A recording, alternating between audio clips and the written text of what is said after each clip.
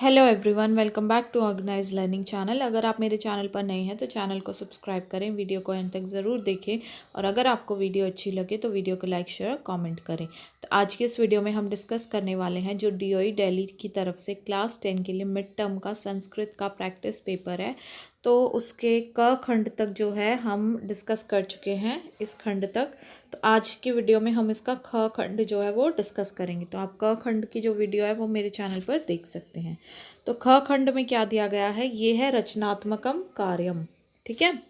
अधोलिखितम पत्रम मंजुषा पद सहायतया पूरयित्वा पुनः लिखत, ये पत्र दिया गया है और इस पत्र को जो है ये मंजूषा में जो शब्द दिए गए हैं इनकी सहायता से इसको पूरा करके दोबारा लिखना है आपको। ठीक है। भवान वंदन स्वयं भ्रातरम भुवनम प्रति लिखिते पत्रे स्वस्थ भोजनस्य महत्वं वर्णयन्त भुवनम स्वस्थ भोजनाय प्रेरयति। तो आपको क्या करना है, अपना जो मित्र है उसको जो है पत्र लिखना है स्वस्थ भोजन का महत्व समझाते हुए। उनको जो है जो मतलब मित्र को नहीं, ये आपके भाई को, भुवन जिसका नाम है, आपको उसको क्या लिखना है, पत्र लिखना है ये समझाते हुए कि स्वस्थ भोजन का महत्व क्या होता है और स्वस्थ भोजन के लिए प्रेरित करना है कि स्वस्थ भोजन ही खाना चाहिए। ठीक है। तो प्रिय भुवन स स्नेहम, तो यहाँ फर्स्ट वाले में हमारे पास आ जाएगा ये वंदन, स स्नेहम वंदन। ठीक है। तव मित्र से लिखितम डैश प्राप्तम, तो जो तुम्हारा क्या प्राप्त हुआ उसको, पत्र, तो ये सेकंड वाले में ही आ जाएगा पत्रम प्राप्तम। तेन पत्रेण मया ज्ञातम यत भवान डैश भोजनम न सेवते, तो ये मित्र ने लिख के, उसके मित्र ने लिख के बताया था, भाई के मित्र ने पत्र, कि उसका उस पत्र में ये पता चला कि तुम जो है, तो थर्ड वाले में हमारे पास आ जाएगा पुष्टि प्रदम, की पुष्टि देने वाला भोजन तुम नहीं खा रहे हो। भवान प्रतिदिनम चाउमीन बर्गर इत्यादि खादती, और तुम जो है रोज चाउमीन बर्गर ये सभी चीज़ें खा रहे हो।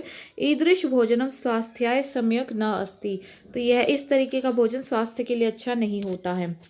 कदाचित तु अस्य डैश कर्तुम शक्यते परम प्रतिदिनम त्वरित भोजनस्य सेवनम स्वास्थ्याय डैश अस्ति, तो फोर्थ वाले में आ जाएगा हमारा सेवनम, कि कभी कभी तो इसका जो है इस प्रकार के भोजन का कभी कभी सेवन हो सकता है, कभी महीने में एक बार हो गया, लेकिन अगर रोज इस तरीके का भोजन खाया जाएगा तो वो स्वास्थ्य के लिए क्या होता है, तो फिफ्थ वाले में आएगा हानिकरम, वो स्वास्थ्य के लिए हानिकारक होता है।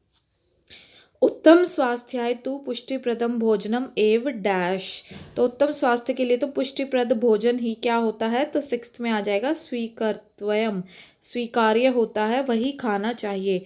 यतो ही उच्यते एवं स्वस्थ शरीरे एव डैश वास है, ये भी और बिल्कुल सही कहा गया कि स्वस्थ शरीर में ही किसका वास होता है, तो सेवेंथ में आ जाएगा स्वस्थ मन से, कि स्वस्थ शरीर में ही स्वस्थ मन का वास होता है।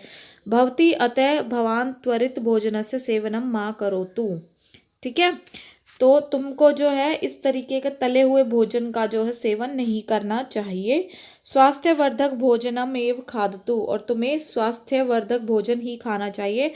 अनेन भवान कदापि डैश न भविष्यति, तो इससे क्या होगा, एट्थ में हमारा आ जाएगा, यहाँ पर एट्थ जो है, एट्थ वाले में आ जाएगा रुग्ण, ये वाला। ठीक है। एट्थ में आएगा रुग्ण, कि जो है अगर ऐसा भोजन स्वास्थ्यवर्धक भोजन खाओगे तो तुम भविष्य में कभी रुग्ण, कभी बीमार नहीं होगे।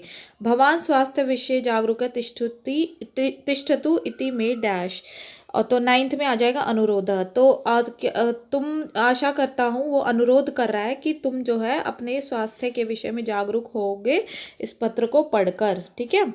भवतः ज्येष्ठो भ्रातः डैश, तो तुम्हारे जो है बड़े भाई का तुम्हें क्या है, नमस्ते। ठीक है। यहाँ पर ये इस तरीके से आ जाएगा टेंथ में नमस्ते। तो इस तरीके से ये पत्र में जो है आप ये सारे फिल करके और दोबारा से इसको लिख सकते हैं। अगला प्रश्न दिया गया है, थर्ड प्रश्न है, प्रदत्तम चित्रम दृष्ट्वा मंजूषायाम प्रदत्त शब्दानाम सहायतया पंचवाक्यानि संस्कृतेन लिखत, तो ये एक चित्र दिया गया है, इस चित्र को देखकर आपको जो है जो भी समझ में आ रहा है तो उसके हिसाब से आपको जो है 5 वाक्य लिखने हैं और आप ये वाक्य लिखने के लिए इन मंजिशा में जो शब्द दिए गए हैं इनकी भी सहायता ले सकते हैं। तो जैसे गंगा नदी है, तो ये चित्र देखो, जैसे गंगा नदी है, यहाँ पर लक्ष्मण झूला है, नौका विहार हो रहा है। तो इस तरीके से आपको कोई भी 5 वाक्य लिखने, तो आप कैसे लिख सकते हैं। तो देखो, जब भी कोई चित्र दिया होता है सबसे पहले इदम चित्रम, जिस भी चीज़ का होता है वो तो जैसे इदम चित्रम लक्ष्मण झूला स्थित अस्ति, कि इस चित्र में क्या स्थित है, लक्ष्मण झूला। ठीक है। फिर अस्मिन् चित्रे भारत देशस्य पवित्रतमा सरिता गंगा अस्ति, और इस चित्र में जो है गंगा नदी की भी है। तो लिख सकते हैं कि इस चित्र में भारत देश की पवित्र नदी गंगा भी है। अस्मिन् चित्रे गंगाया तटे ऋषिकेश तीर्थ स्थान है अस्ति, और इसी चित्र में जो गंगा के किनारे ऋषिकेश तीर्थ स्थान है वो भी दिखाया गया है। अस्मिन् चित्रे गंगाया जलम अति पवित्रम अमृतम च अस्ति, तो इस चित्र में जो गंगा का जल है वो बहुत ही पवित्र और अमृत होता है या है। ठीक है। अस्मिन् चित्रे गंगाया जले नौका विहारम भवति, और इसी चित्र में गंगा के जल में यानी गंगा नदी में क्या कर रहे हैं, नौका विहार कर रहे हैं, नाव वगैरह चल रही है। ठीक है। तो इस तरीके से आप लिख सकते हैं। नहीं तो जो मंजूषा में जो भी शब्द दिए गए हैं उनका इस्तेमाल करके अगर आपको कोई और वाक्य समझ में आता है तो आप उसको बनाकर लिख सकते हैं। अगला है हमारे पास अथवा। अथवा वाला पार्ट में क्या दिया गया है, मंजूषा प्रदत्त शब्दानां सहाय्येन निम्नलिखितं विषयम् अधिकृत्य पंचभी संस्कृत वाक्य एकम अनुच्छेदम लिखत। ये एक टॉपिक दिया कालिदास है, इस पे ये मंजूषा में जो शब्द दिए गए हैं ये इनका इस्तेमाल कर सकते हो, या फिर आपको इस टॉपिक पे कोई और वाक्य आते हैं तो कोई भी 5 संस्कृत के वाक्य लिखकर आपको एक अनुच्छेद लिखना है। तो उसको हम कैसे लिख सकते हैं, तो इसको हम लिख सकते हैं। ये टॉपिक हो जाएगा कालिदास है, तो पहला सेंटेंस हो जाएगा महाकवि कालिदास है मम प्रिय कवि अस्ति। महाकवि कालिदास मेरे प्रिय कवि हैं। स संस्कृत भाषाया श्रेष्ठतम है कवि अस्ति, वे संस्कृत भाषा के श्रेष्ठ कवियों में से एक है या श्रेष्ठ कवि हैं।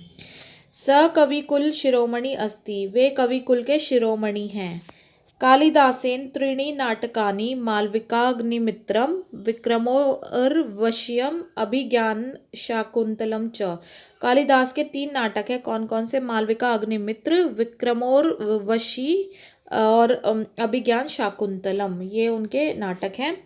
द्वे महाकाव्य रघुवंशम कुमार संभवम च, और उनके 2 महाकाव्य कौन कौन से, रघुवंश और कुमार संभवम। ठीक है। तो इस तरीके से आप लिख सकते हैं कोई भी 5 वाक्य, ये भी लिख सकते हैं, या फिर जो मंजूषा में शब्द दिए गए उनका इस्तेमाल करके आपको कोई और वाक्य बनाने तो आप वो भी बना सकते हैं। अगला प्रश्न है अधोलिखितानि वाक्यानि संस्कृत भाषा अनुद्य लिखत, केवल वाक्य पंचकम। तो ये नीचे दिए गए वाक्य हैं, ये हिंदी में और इंग्लिश में दिए गए हैं, आपको इनको संस्कृत में लिखना है। ठीक है। पहला है वे पुस्तक पढ़ते हैं, तो इसको हम कैसे लिख सकते हैं, वे, तो इसको हम तो इसको जब हम संस्कृत में लिखेंगे तो इसको लिख सकते हैं वे पुस्तक पढ़ते हैं, मतलब वे मतलब ते पुस्तक यानी कि पुस्तकम, पढ़ते हैं यानी कि पठंती। फिर दूसरा क्या है हमारे पास, दूसरा वाक्य है वरेण्या दूरदर्शन देखती है, वरेण्या दूरदर्शन देखती है। तो इसको कैसे लिख लेंगे, वरेण्या दूरदर्शन देखती है मतलब वरेण्या दूरदर्शन यानी कि दूरदर्शनम देखती है यानी कि पश्यति। ठीक है। फिर थर्ड देखते हैं, थर्ड वाक्य है मैं पार्क में जाता हूँ। तो इसका क्या हो जाएगा, मैं यानी कि अहम, पार्क में यानी कि उद्यानम, जाता हूँ यानी कि गच्छामि। ठीक है। अगला है तुम सब प्रार्थना सभा में जाओ। तो इसका हो जाएगा तुम यानी कि भवन्तः, सब यानी कि सर्वे, प्रार्थना सभा में यानी कि प्रार्थना सभा में जाओ यानी कि गच्छन्ति। अगला है हम सभी विद्यालय जाएंगे। तो इसका हो जाएगा हम सभी यानी कि वयम, सभी यानी कि सर्वे, विद्यालय में यानी कि विद्यालयम जाएंगे, तो क्या हो जाएगा गमिष्यामः। और लास्ट है हाथी केला खाते हैं। तो देखो यहाँ पर बात हो रही है हाथी, बहुत सारे हाथियों की, तो इसलिए गजा केला यानी कि कदली फलम खाते हैं यानी कि खादंती। तो इसी प्रश्न के साथ जो खंड ख है वो पूरा होता है। तो आशा है कि आपको ये खंड, इसके प्रश्न उत्तर और ये वीडियो समझ में आई होगी। तो अगर आपको वीडियो समझ में आई है और अच्छी लगी है तो आप वीडियो को ज़्यादा से ज़्यादा शेयर करें, वीडियो को लाइक करें, कमेंट करें, चैनल को सब्सक्राइब करें और मिलते हैं नेक्स्ट वीडियो में अगले खंड के साथ।